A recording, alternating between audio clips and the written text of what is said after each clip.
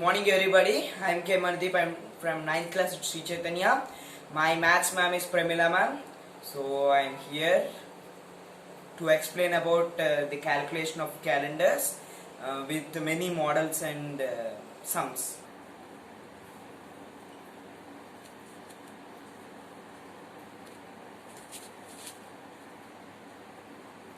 Now the first one.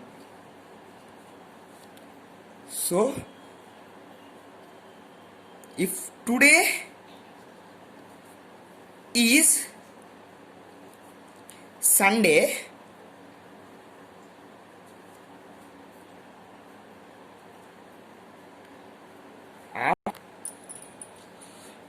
after 61 days, what it will be if today is Sunday?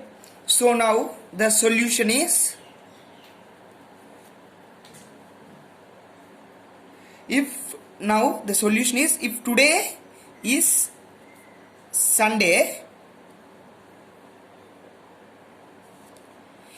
after 7 days means after a week it will be also Sunday. So after 61 days, the nearest value of 61 days in per week, calculating week, is 63 days. 7 nines is equals to 63 days, means 9 weeks is equals to 63 days. So after 63 days, that is 9 weeks, the day will be Sunday, because today is Sunday. After 61 days, as it is given in our question, Sunday or before Saturday, that before Friday, 2 days before Friday. So Friday is the answer. If they ask 62 days before Sunday, Friday, before Sunday, Saturday, that is the answer. Now 61 days, so Friday is the answer. So second one, it is a second model. The last day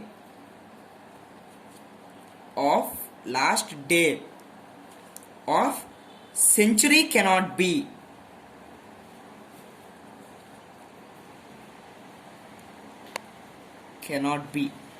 So this is the question. The solution is 100 days, 100 years is equals to a century. 100 years is equals to a century. So 1 year contains 365 days. In these 365 days is equals to 52 weeks plus 1 day. This one exceptional day which makes add with 52 weeks is equals to, this one day equals to one odd day. This is called one odd day. So 1 year contains one odd day. One leap year contains 366 days. That equals to 2 odd days. So that's the meaning of odd days, 2 odd days. Like that, 100 years, that is called a century, contains 5 odd days. So this contains 5 odd days. Now, like that, 2 centuries contains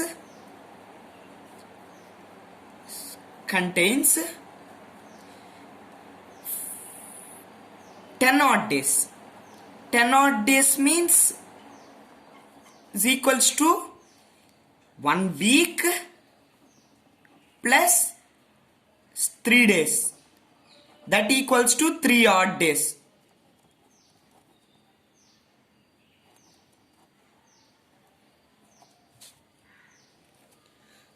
So 3 centuries contains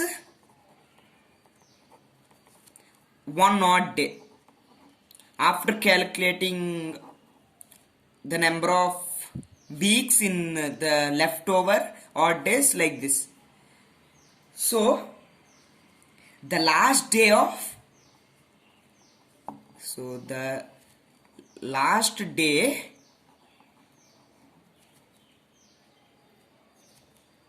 of a third century is Monday. Third century is Monday because it contains only one odd day. It's Monday. So fourth century contains 0 odd days. So here 5 odd days, 1 century.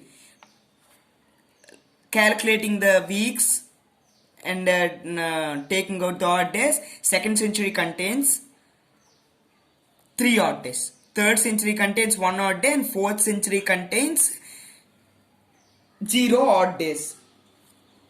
So this is this 1 century is Wednesday. So 5 days, 5 Monday, Tuesday, Wednesday, Thursday, Friday. These. So Wednesday, Monday, this second century last day is Monday, and this is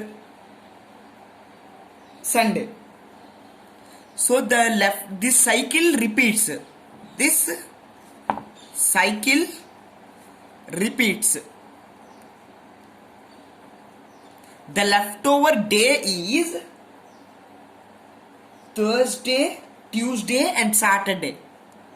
The leftover day is Thursday, Tuesday and Saturday. So these 3 are answers. So the third one is, so this third sum is, if 6th March 2005 is Monday. So 6th March 2004 is which day? This is Monday and 6th March 2004 is which day? The solution is, the year 2004 is leap year. This 2004 is leap year.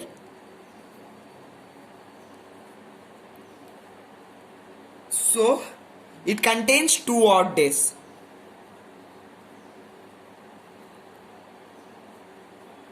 Now February, if February has another odd day, another day which is included in only leap year, so that is now in a leap year it is 29 days, but here in March to March, so here February is not included.